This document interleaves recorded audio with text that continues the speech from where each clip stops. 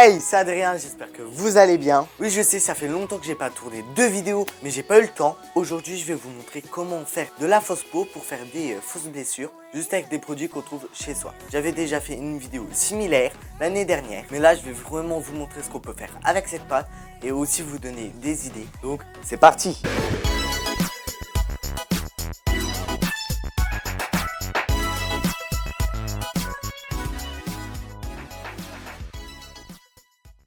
Vous allez voir, cette recette est hyper simple. Il vous faut juste 4 ingrédients que vous allez devoir mélanger. Dans une casserole, vous allez devoir mettre un verre d'eau,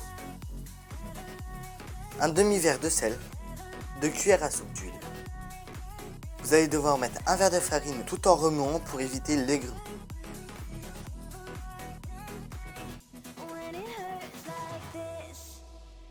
Une fois vos ingrédients mélangés, il n'y a plus qu'à faire cuire le mélange. Vous allez faire cuire à feu doux jusqu'à ce que ça devienne une pâte collante. Surtout quand vous faites cuire la pâte, tournez constamment pour éviter que ça grille. Donc on se retrouve juste après. Voilà ce qu'on obtient.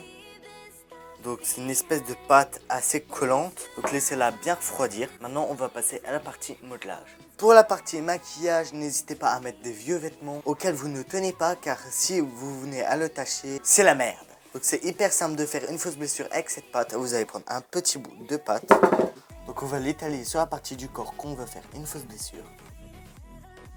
Donc je vous conseille avant de mettre une crème hydratante pour éviter que ça assèche votre peau. Donc vous allez bien étaler la pâte sur les côtés. Une fois que vous aurez bien appliqué la pâte sur votre peau, vous allez prendre un objet pour bien modeler.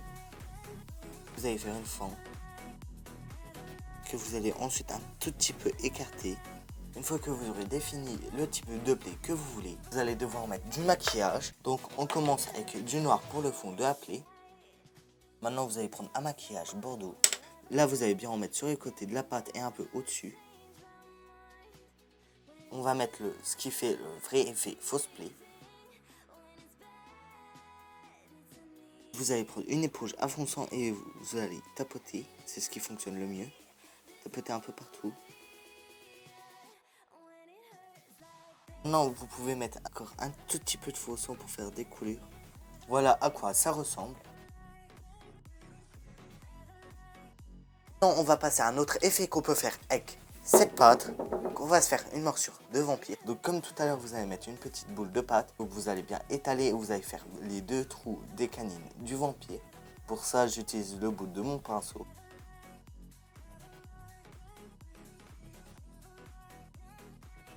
Donc ça peut rendre bien en soirée.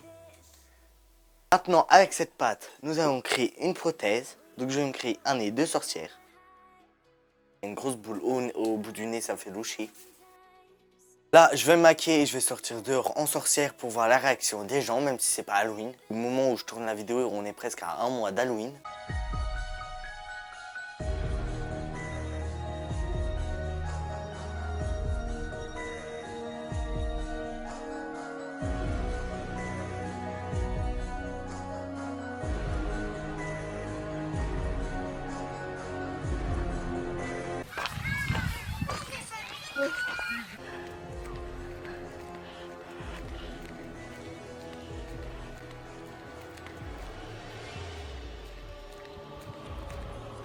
Meilleur.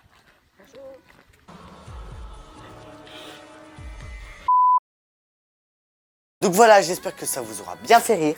Les gens m'ont juste pris pour un taré. Et à un moment, je suis passé dans un parc avec des enfants, mais j'ai pas pu filmer. Ils se sont bloqués dans une espèce de cabane à enfants et m'ont quand même traité de pute de sorcière. Genre les gosses, ils ont 5-6 ans et ils m'ont quand même traité de pute. Donc voilà, cette vidéo est terminée. J'espère qu'elle t'aura plu. Si tu fais des maquillages grâce à cette pâte, n'hésite pas à me taguer sur Instagram et j'irai liker vos publications. Si cette vidéo t'a plu, n'hésite pas à mettre un pouce bleu et à t'abonner. Et on se retrouve très vite pour de nouvelles vidéos. Ciao!